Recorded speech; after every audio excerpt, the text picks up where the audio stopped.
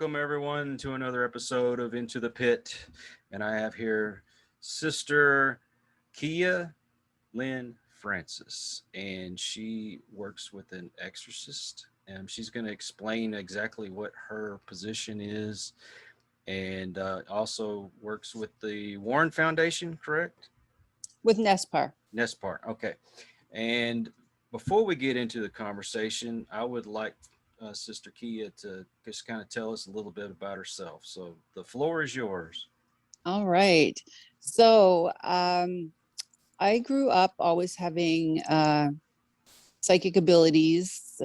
Looking in hindsight, I realized what that was. And, my imaginary friend Dinja, that looked like she belonged on Little House on the Prairie, was actually a ghost kid that I used to play with. And I didn't really embrace my abilities until I was in my 30s because it scared me more than anything, and it wasn't that mainstream at the time. So, it was just more terrifying for for me. So I put it away. I'm like, that just didn't happen. I used to do, like, I would sit down with a pen in my hand and it would start to write, and it would do automatic writing. So yeah, it was really creepy. So I lived in a very haunted house before I got into the paranormal, and I would say that it was a demonic entity with several other entities that lived there with it. And I don't use that term lightly because, like I always say, everything that goes bump in the night is not paranormal, and everything paranormal is not necessarily demonic. But this, knowing now what I was dealing with, I was living with demonic oppression, and that kind of led me into developing an interest into the paranormal.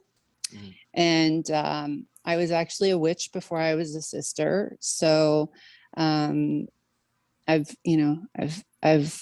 shared different religious views, and as far as I'm concerned, following a higher power and being a good person is just what it's all about. I don't care where your butt is on Sundays, as long as you kind of have that look at life, just being a good person.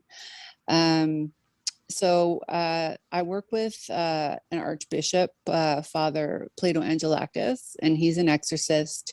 He's Rome trained, like through the Vatican trained. He has 2 PhDs in ministry and divinity.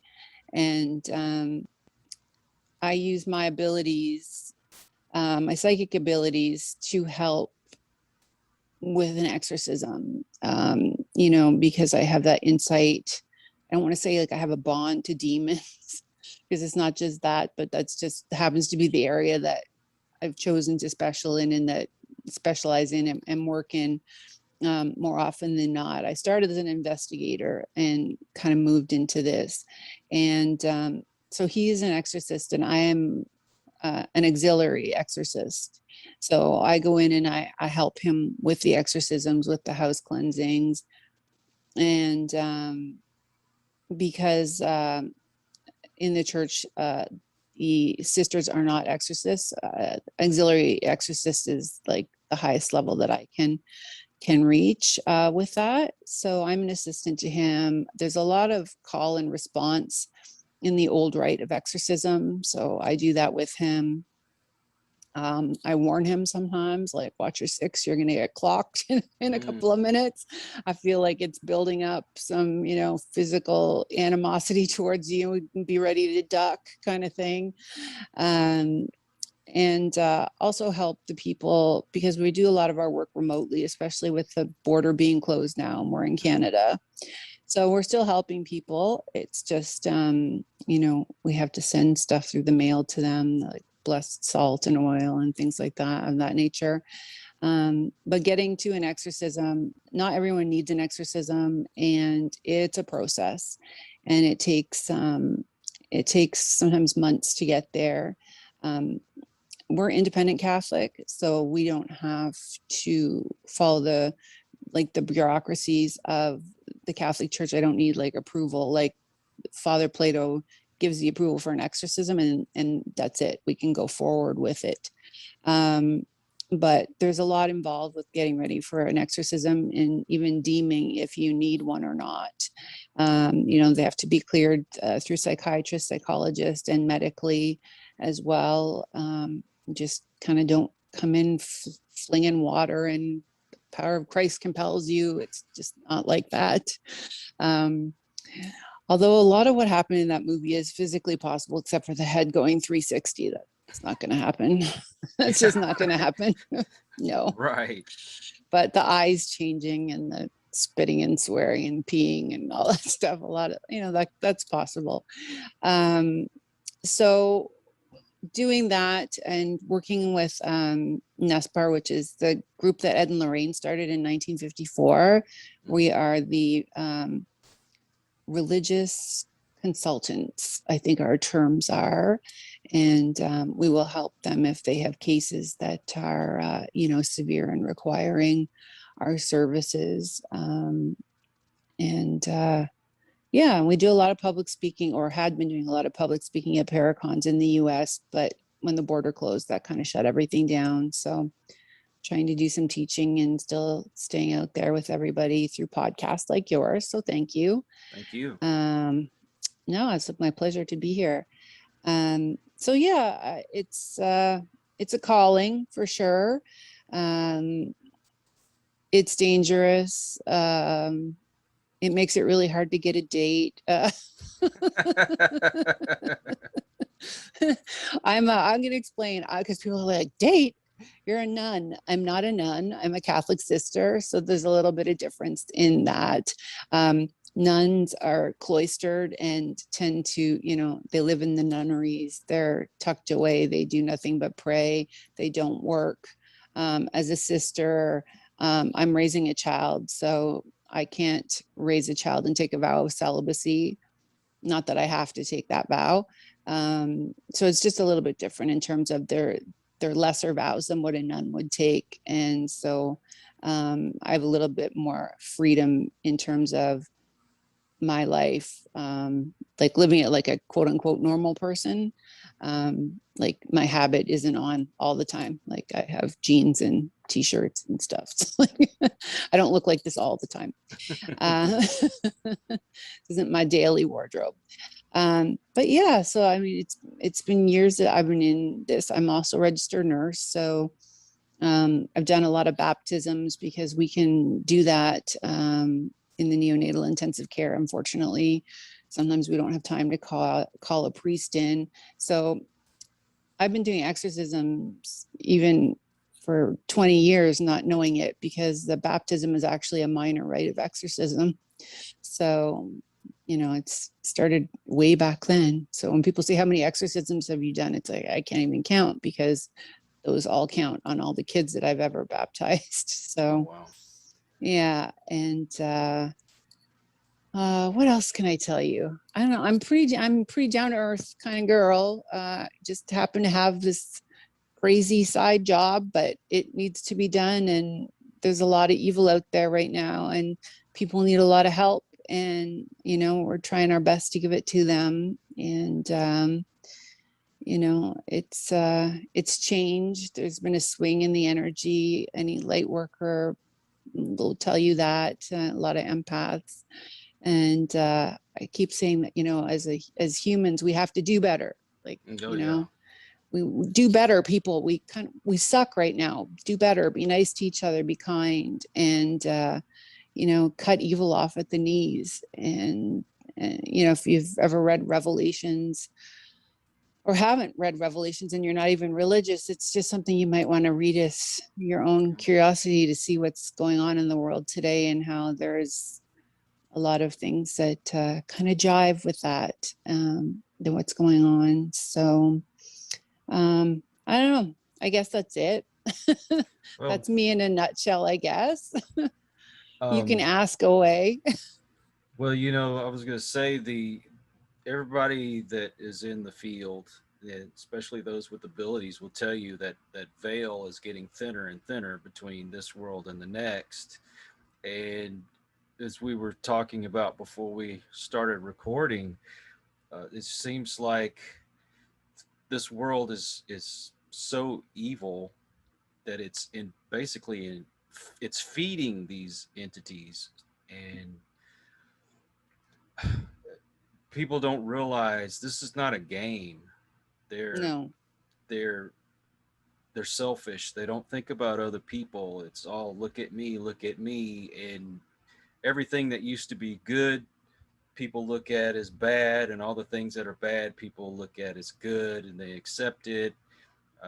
I've mentioned Sodom and Gomorrah, and how that city got so evil that God said, you know, if you could find one righteous person, I'll spare this town. Well, they couldn't even find one righteous person.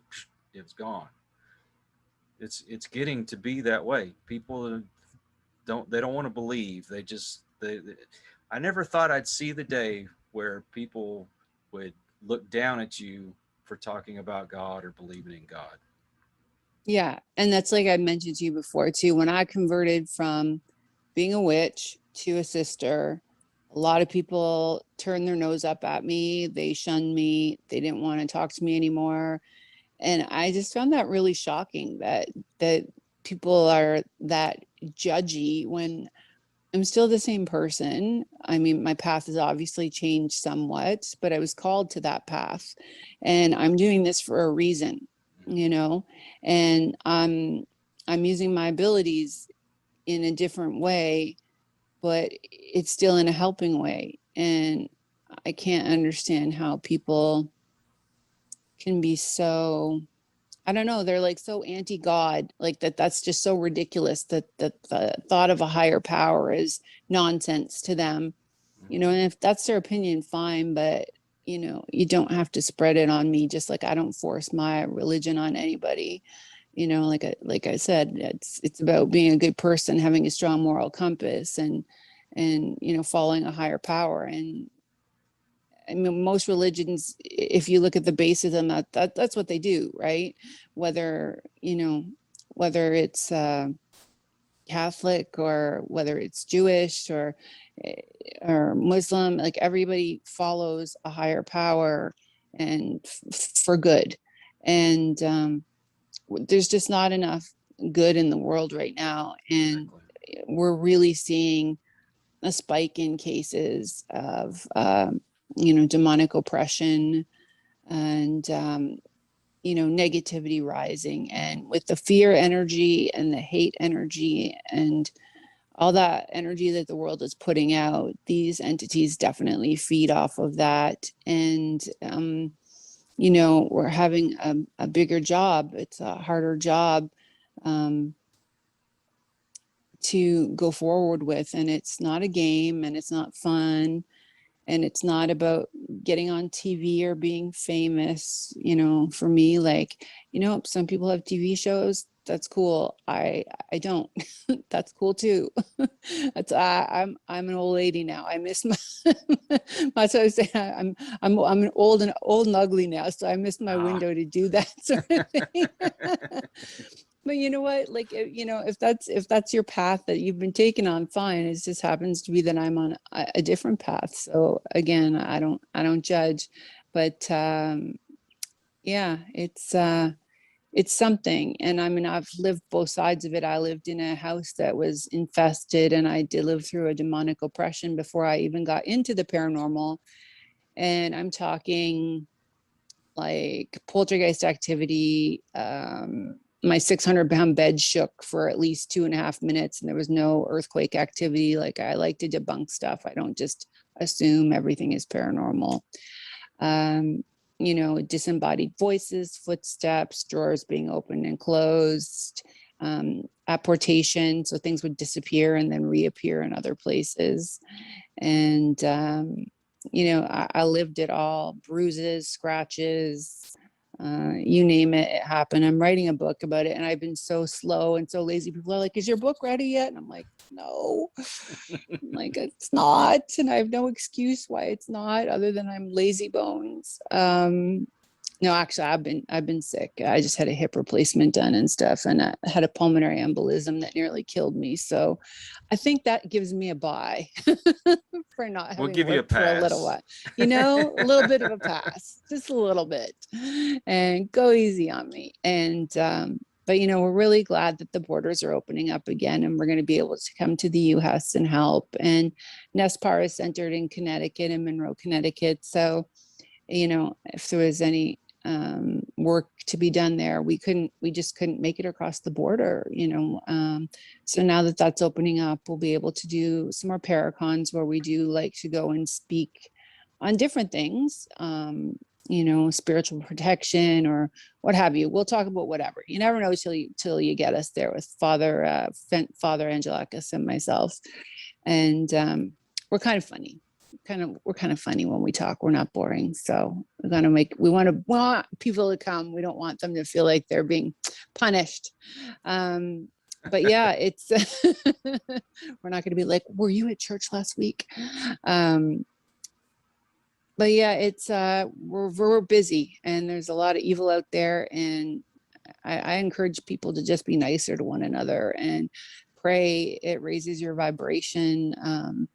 I'm also a Reiki master. Actually, I'm a postmaster, so I'll be a grandmaster by September. And that's something that I use as well when we do exorcisms or have had to do a really heavy duty cleansing, is I will treat the person or the family for that matter, and replace that low vibrational negative energy with high vibrational positive energy and do healing that way. And so that they don't have that longing. Some people that have had a demonic attachment kind of miss it, and for lack of a better way to put it, and they call them back. And that's a big problem. So trying to avoid that, I treat them with Reiki. And my lineage, Reiki started 100 years ago, and Dr. Sui started it. And I can count the masters between Dr. Sui and myself. There's 25. So my lineage is really pure for Reiki. It's not like, you see the pop-ups on social media and be a Reiki master in a weekend. Like, it took me years to become a Reiki master. So, but that's something else I have in my toolbox. And being a sister, I'm an empath and a clairvoyant. I have all the clairs. But the church deems me as a mystic. And I have 2 archbishops that have vouched for me. I have a sealed document saying that I am what I am, and that I do have gifts that are helping through the church. So I'm very honored that they did that, and that they recognized my my quirky talents. And yeah, it's a whole lifestyle, really. But I'm not going to get rich doing it. I'm doing it to help people, and that's what it's all about. So Now, before we get further into the conversation, for those that may not know, could you better explain NESPAR to them? yes. Ed and Lorraine Warren founded NESPAR in 1954, New England Society of Psychic Research. And they were the owners of like the Annabelle doll, the Shadow doll, they're the Conjuring series and the Annabelle series. And that's based on some of their cases. And Amityville, they investigated at Amityville. Miss Lorraine worked until she was 90, and she passed when she was 92. And she was a clairvoyant. And she worked with her best friend and her husband and her person, Ed, for many, many years until Ed's passing. And Tony Spera and Judy Spera have taken over in their places now. And the Haunted Museum is closed because of zoning. That's where Annabelle is kept, and the Shadow doll. And if you've seen The Conjuring 3, the dino that gets possessed, they have the actual dino, like the little dinosaur. So yeah, a really well-known paranormal group that's been going on since before, it was a thing. And Ed and Lorraine did about 3,500 cases in their careers, and they didn't get paid to do that either. They wrote books, but in the beginning they were painting plates of houses and trying to sell them to the homeowners to make ends meet. I have met Annabelle. It is an evil doll. There's definitely something in it. And, the museum is very intense. There's a lot of concentrated evil in there.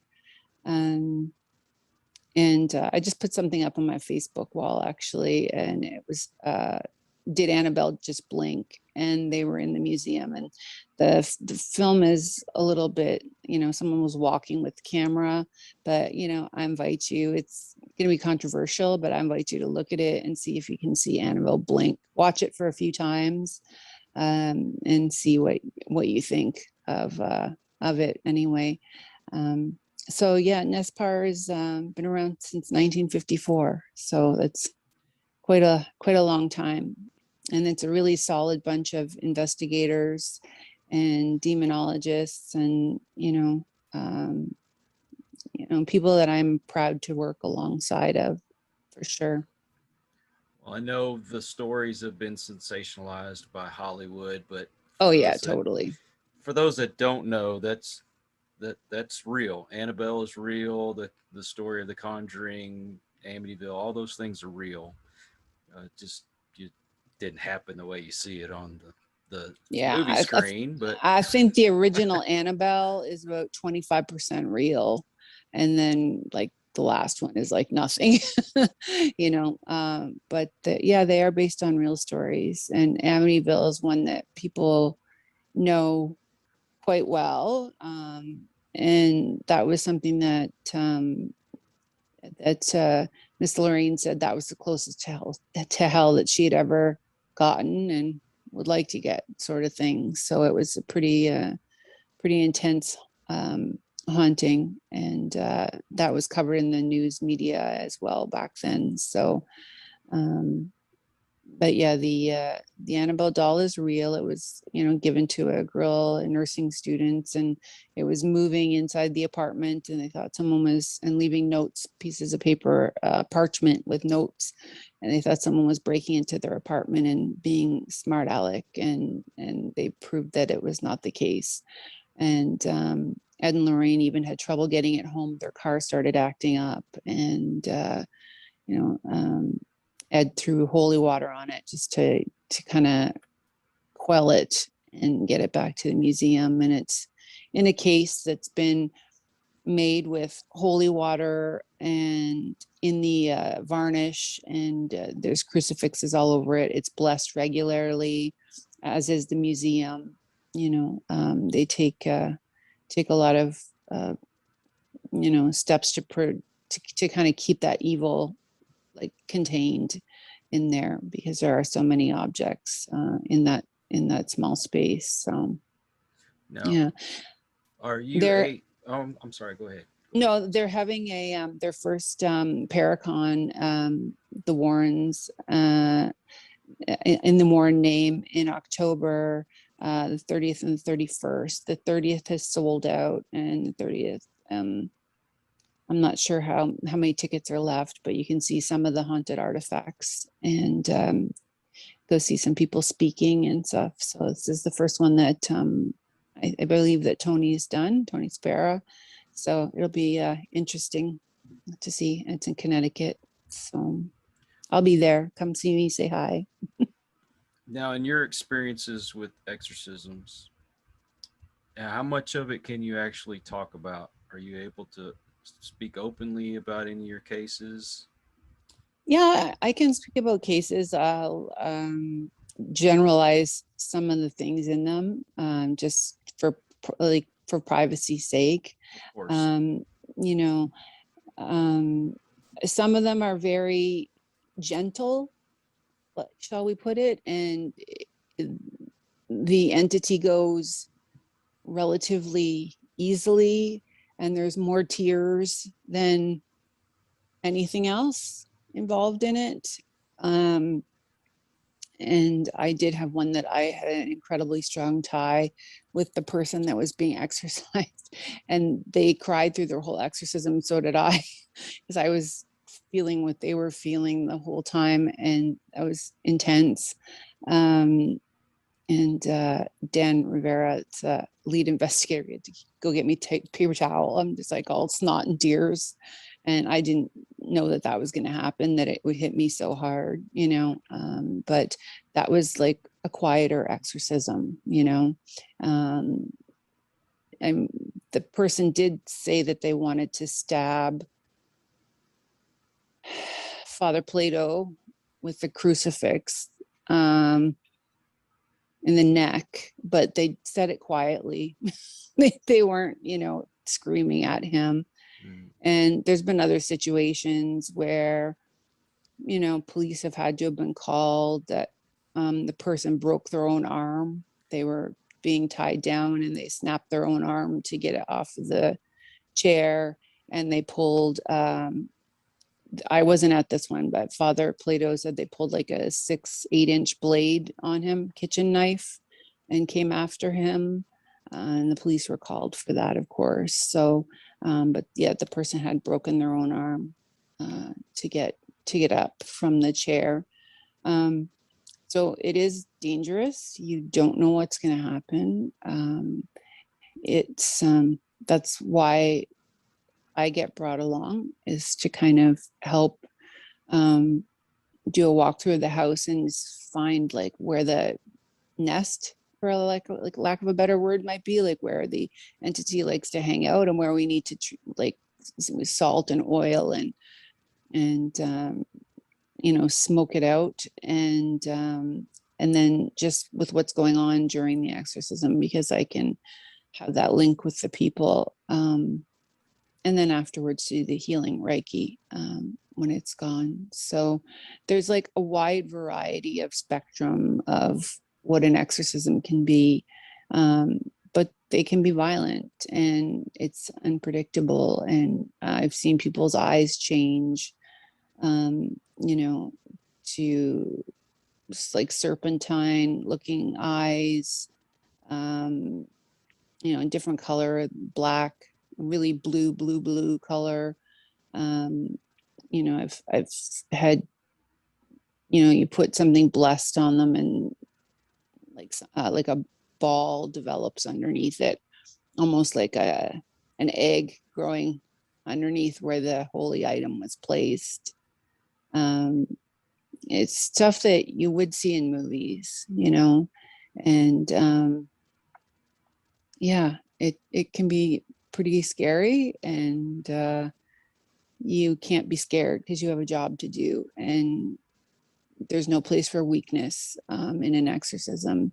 The team has to be really ready to go. They have to be good, with themselves. We all get ready in a different way, but if your life is a mess, you shouldn't be helping in an exorcism. If you have family problems going on and you're like feeling a little bit depressed or whatever, you need to bow out, like for the safety of your whole team, kind of thing. Everybody has to go in really firm and ready to do their job, and it's no joke. Like it's a really serious thing. Like it's yeah. And I mean, people do get hurt sometimes, like,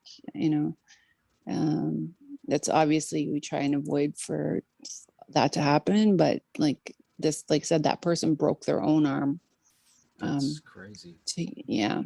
Yeah. So, and this is people that have been cleared by psychiatrists or psychologists that they're not suffering from mental illness, because that's part of it too, right? We want to make sure that they don't have a schizoaffective disorder necessarily, or a schizophrenia, or, it's taken seriously. Like I was saying before, we just don't come in flicking water and salt, and like the power of Christ compels you. And it's like, there's a big lead up to it. And, the people are given prayers that they need to practice in their life. They need to start making some changes in their lives. And it's something that we build to and give them tools so that they will have those tools to deal with after we are gone, because the chances of them still being tormented to some degree, not like to the point that they were initially, but that spirits will still be hanging around. And it happens quite often that they, it's a lifetime thing that they have to deal with. So we want them as strong as possible and to have a good foundation and have those tools and those weapons kind of thing. Your prayers are your weapons, and so that they can deal with that, long after we're gone. And they take the onus on themselves after that. After the Archbishop has given them back their free will, then they've got to maintain that. So, Well, as a human, I have that curiosity that outside of the norm, you want to know how much that you, of course, see that's dramatized by films and TV shows. How much of that is real? How much of it is just so over the top it never happens? So, you know, I guess what I'm saying is, if you've seen anything like what you see in the movies. yeah, you can see a lot of, like, except for the head spinning 360, like a lot of that can be real, like the vomiting, the cursing, the voices that are not human, multiple voices, things can fly around, eyes changing, spittle can drip from someone's mouth and then hit a white shirt and turn into blood. um lots of different things. There's lots of, like I said, the eyes changing, colors, like really weird colors, or like looking like serpentine. um uh Mr. Spera, Tony shows a video of an exorcism, and the man stops blinking for 4 minutes and his eyes change to like a serpentine eye, but like you can literally see when he stops blinking, when the demon's taken over.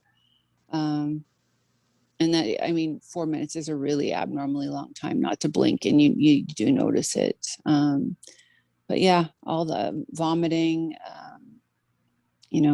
urination, levitation in rare cases. But yeah, it's not all of what you see is baloney, and it can happen. So, Well, with anything spiritual, I believe that it's a calling, whether it's preaching or, like in your case, doing exorcisms, things like that. So if anybody is been called to do something like that, what do they need to do as far as training?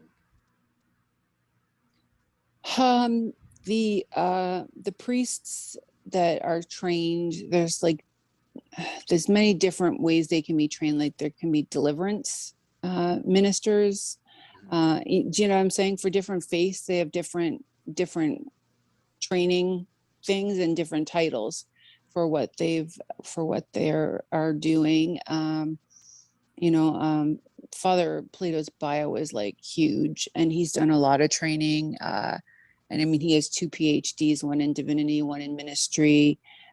He's a deliverance minister. He's studied at the Vatican. The Vatican's running a course of 250 people a year, and he's accepted into it and has done some remotely because of COVID, and will be traveling to Rome. Hopefully, maybe not this year, but next, to finish the course at the actual Vatican.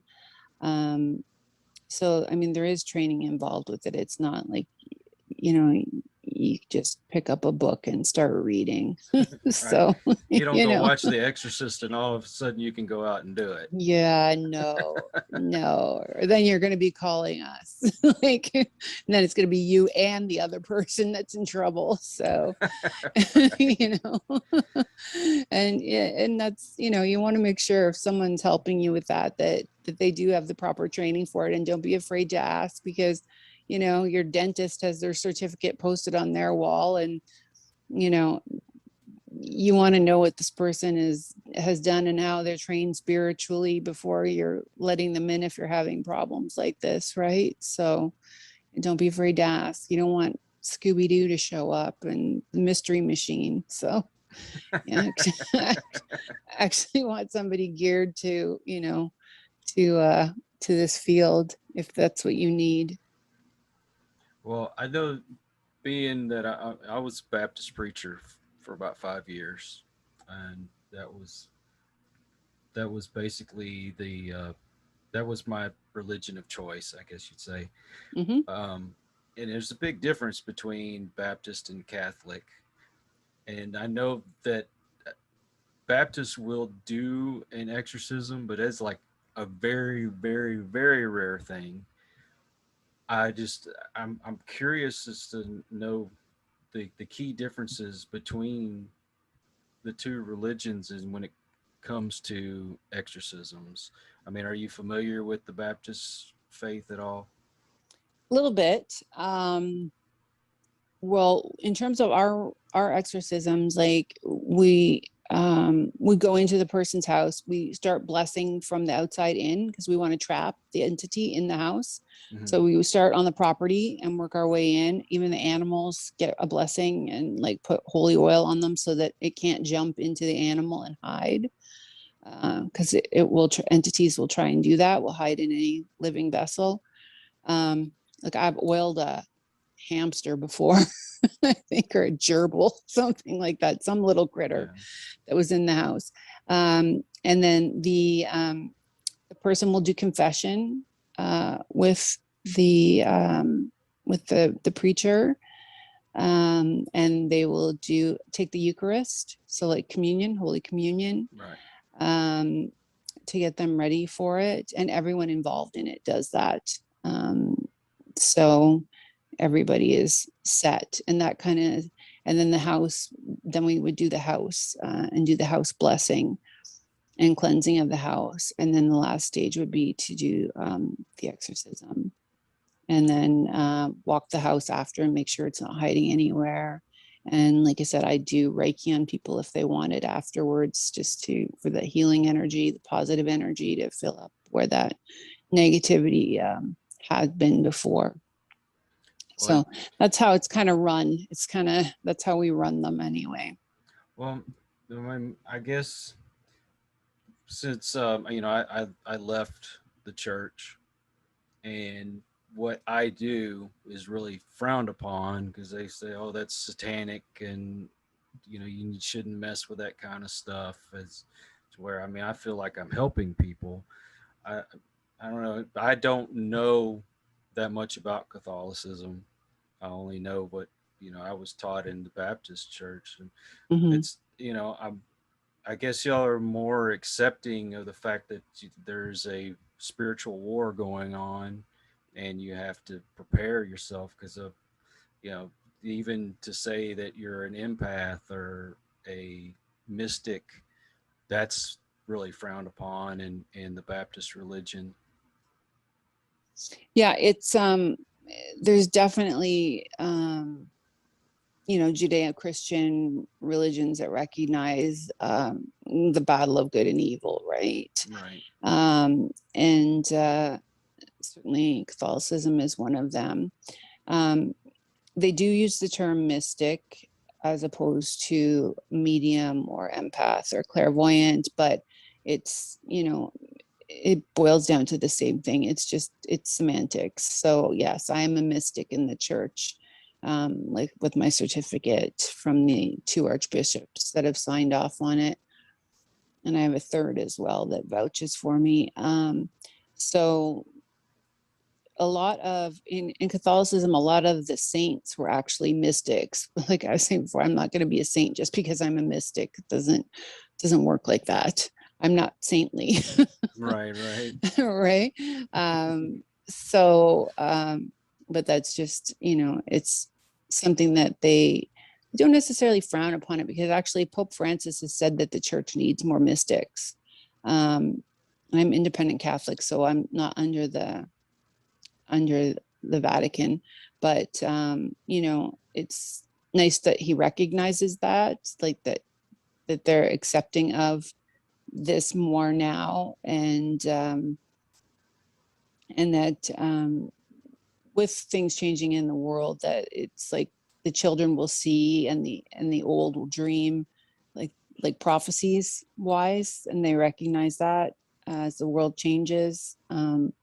So it's it's just semantics. I mean, yeah, the church doesn't say medium kind of thing. So, but if you get certified as a mystic, then that's okay. So, Yeah. but it's just a term, right? It's just a term. So Just a it like a rose by any other name, right? exactly, exactly. I mean, when I was a witch, I was doing the same thing and I had the same gifts, and I just wasn't Catholic, at that time. But I Right. was doing essentially the same work. I mean, I can do a little bit, I do more now in terms of the rituals um, because of my title, and so I have more, and that's why I was called to do it, to do more, to be more of a help in this battle. So that's how I ended up being a sister, which my friends couldn't, some of them, he was like, one of my friends is like, but you were like the witchiest witch that ever witched. He's like, I learned, he's like, I learned so much from you and you taught me so much about this and that and the other thing. And I'm like, yeah, it's still the same gal, just have a different outfit. Well, when God you know, calls you, you you try to do what He tells you to do. It well, is a calling. exactly. It And will change even you.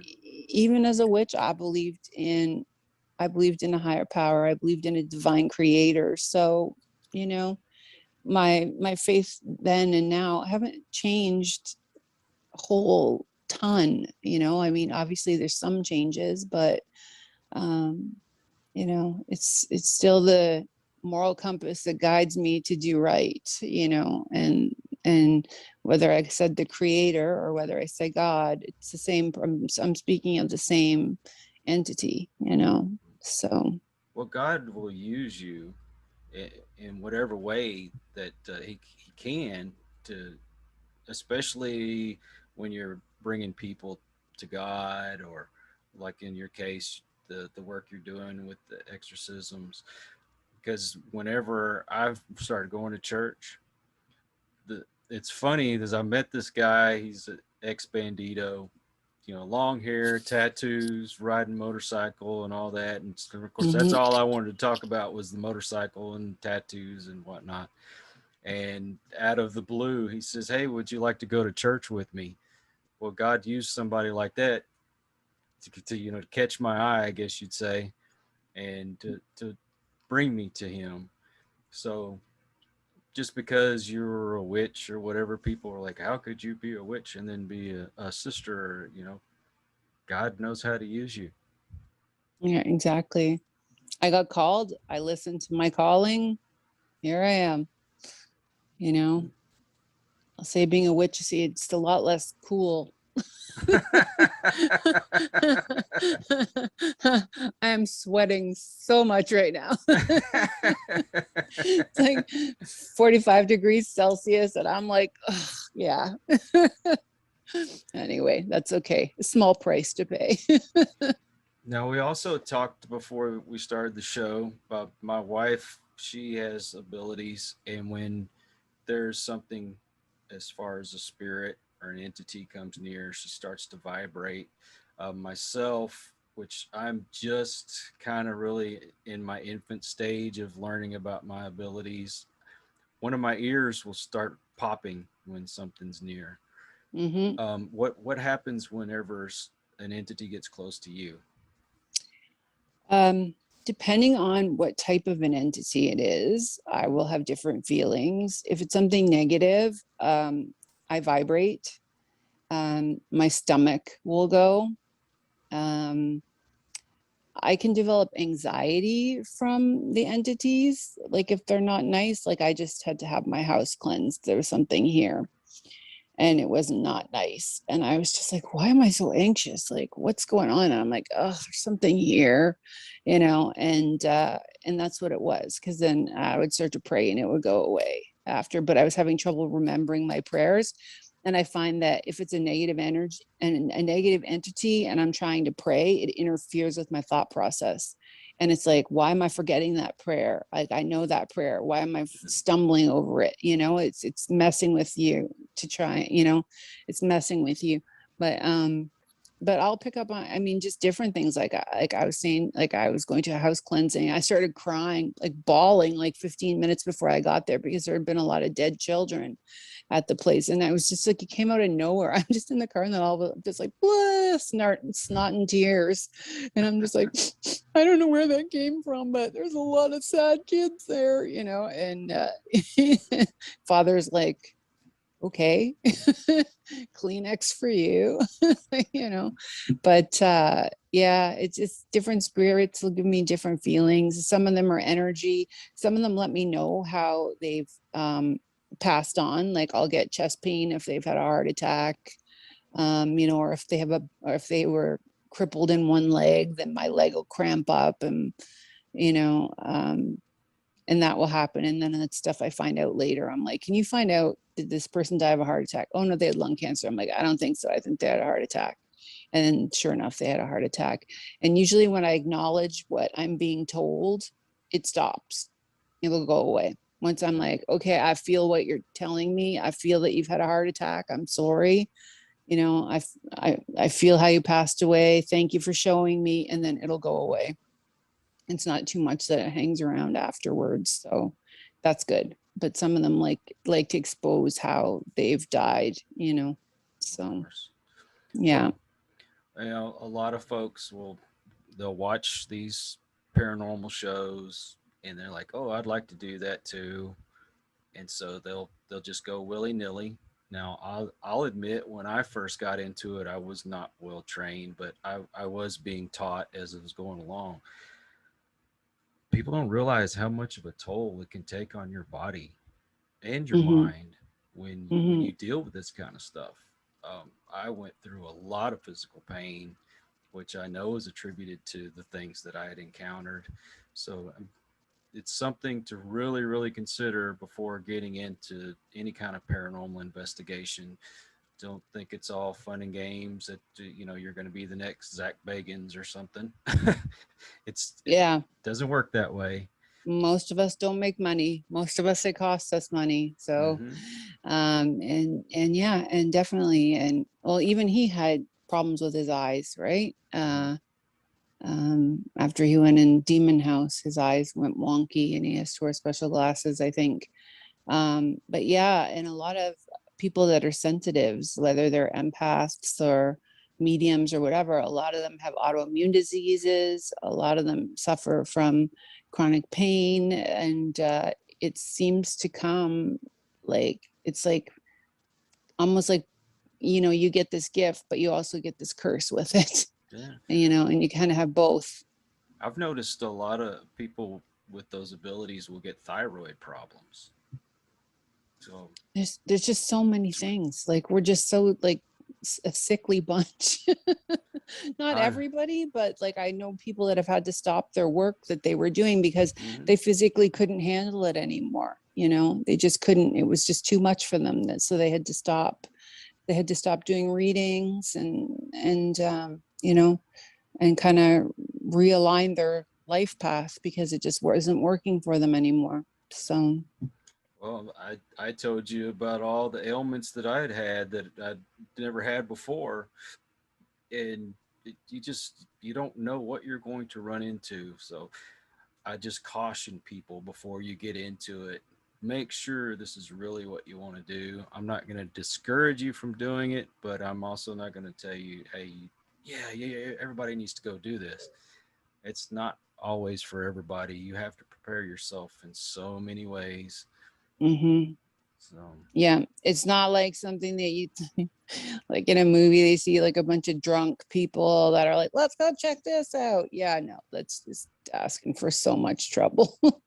You know, and people shouldn't be trespassing too, like to get into some of these places that are they're not open anymore and they're boarded up and stuff, and like people put themselves in physical danger like of the places that they're sneaking into to explore, you know, that maybe the floors are all rotten out and, you know, 100-year-old building and that kind of thing, and not to mention the spiritual risk that you're putting yourself at, and the Oh risk yeah, of bringing something home to your family, so that you have kids at home. Do you want to bring something home that's going to mess with your kids? And exactly. it's not always that easy to get rid of them, and especially if you don't know what you're doing. It's a serious thing. It's not a joke. And people think, oh, it's cool, it's novel, it's this, okay, it might seem novel, but there's just more to it than that. You're just seeing one level. And if you're going into it with that kind of an attitude, to me, that's like the total wrong attitude that you should be Right. going into it with. If that's your attitude, you probably shouldn't be doing it. It will So hit your pocketbook in more ways than one too. So we go out and we help people, and we don't charge anybody. So the no, equipment, the gas, if we have to go out of town, there's your stay at a hotel, your food, your things like that. And in my case, when I got sick, I went to three different doctors. I had every test in the world. They even did a might sound gross, but they did a colonoscopy on me because they couldn't figure out what was wrong with my stomach, yeah. and it was all because of what I had encountered. Hmm. And it took, if I had just gone to my psychic medium friend in the beginning, I would have probably saved a lot of money. But to find out this is what I needed to do to get rid of it, eh, and you have to be prepared. Don't Yeah, don't just jump into it thinking this is going to be just like you see on TV. Those guys, I have friends that have been on television, and they do these things all the time for the cameras, but people don't see what they take home with them. And that's right. you could split up a family because of these things. They will attack Yeah. your family. Yeah, for sure. You're not seeing the whole thing. You see a 30-minute show, and and a happy ending, or oh, that was cool, or they got evidence and stuff, but like they they suffer with stuff. Mhm. They don't get away unscathed just because they're on TV either. So It it's doesn't you stop just when the you're just not cameras go seeing it. off. No, in fact, that's when a lot of it starts. Is Exactly. when the cameras go off. So yeah, for sure.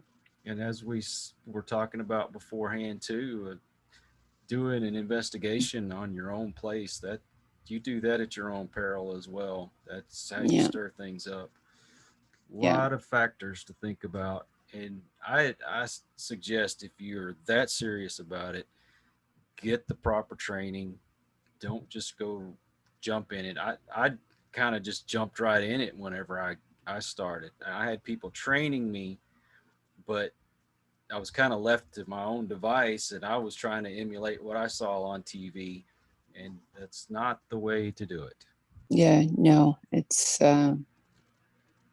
I mean, it might work for them, but yeah, I mean, we're not on TV, and it's not a 30-minute segment and edited and like evidence wise too. We were talking about, you can go on an investigation and sit for 12 hours and not hear anything or Mm-hmm. have anything happen at all.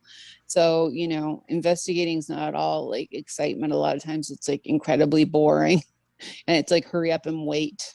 And that's like the situation, sometimes. And people think you're just going to automatically go shut the lights off and stuff's going to start happening. It's not the case always, not even close. So Well, they you think know in that terms of the weekend warrior. You go out there and you think one weekend you're going to catch all this stuff. Those guys are there for weeks. Sometimes they'll be in the same spot for 6 weeks before they get anything that they can even put into a show. So that 30-minute to an hour show you're watching is an accumulation of about a month and a half. hmm So don't think it's going to be that. And that's another thing. I know my mind is going all over the place right now, but I'll follow pages on Facebook and Instagram, and you'll hmm have these guys that they'll go out on an investigation on a Friday night or a Saturday night, and every time they go out, they get all this evidence. That I have to be very skeptical about that. Yeah, if they're lucky enough to get evidence every single time they go, because it's not like that in the real world, you know. And like you said, they could have been editing stuff down like crazy to get what they've gotten. So, but yeah, I mean, it's become trendy. It's become on vogue to do this. You can buy the equipment anywhere, and you know, people just need to be careful because there's a lot of bad stuff out there. That you know, if we could actually see what we're dealing with, I can guarantee we wouldn't be doing it. Like, you know, if you could actually see a true representation of what that energy that you're dealing with actually looks like, wouldn't want anything to do with it. So, To me, that's another calling to get into mhm, paranormal investigating. You have to be, your heart has to really be in it. It's not one of those, oh, my hobby I'm going to do on the weekend every once in a while. You have to be dedicated to it, because it's just like that spiritual battle. You have to have the armor of God on you, or you're going to lose. yeah, But, agreed. so, if folks want to follow you on social media, where can they find you? Um, Twitter is at oracles do exist. Instagram is Lady Luck with an E 73. Um, and on Facebook, sister is not allowed. So it says S. Keeyah Lynn Frances, because sister is not a proper term that they accept. So, but my accounts are pretty locked down, but that's okay. Just send me a friend request and I'll let you in. Now, do you have a website that people can be referred to? I don't have my own personal website. I don't think I'm that important. uh, uh, Tony Spera has a website with the Warrens, with all the history of the Warrens on it, cases and stuff like that, and it's pretty interesting. And so tonyspera.com, and you can go look at that, and it has a list of all the bios of everybody that's on the team at the bottom of it. And so there's some interesting content there about the Warrens. It's worth a read. See all everything that they did for the industry, you know, before it was an industry. And yeah, so Tony has a good website. Now, So how do you spell his last name? Spera. Spera. Okay, I will Yeah, try to get all those links, and I will put them in the description of our video and audio podcast. perfect. That way, people can go and follow it. I'll be honest with you, I don't really mess with Twitter. I used to. Yeah, I used to too. It's kind of sad, and It's I just gotten don't. so I, ugly. I just stay away from it. yeah, there's a lot of toxic stuff on there. So like, yeah, but I have them all, but I don't have TikTok. So I guess that makes me not cool. I don't know. I was very reluctant. I was trying my best to stay away from TikTok, and I just, somebody had said something about how it was getting to more people, and sure enough, I put up my first video, and it got more traction than my Facebook and my Instagram put together. So Yeah, I think like I bent the knee. it's you know, what are you gonna do, right? I couldn't figure it out if I tried, I'm sure. Well, I really appreciate your time. Thank you for reaching out to me. It's been such a pleasure. If ever you have anything come up that you would like to share, I would like to invite you back on the show again. Thank you. Thank you. I appreciate that. And we will definitely make sure all those links are up. Appreciate everybody that watches us and listens to us. Without your support, we just wouldn't be able to do what we do. So until the next one, take care. Po boy.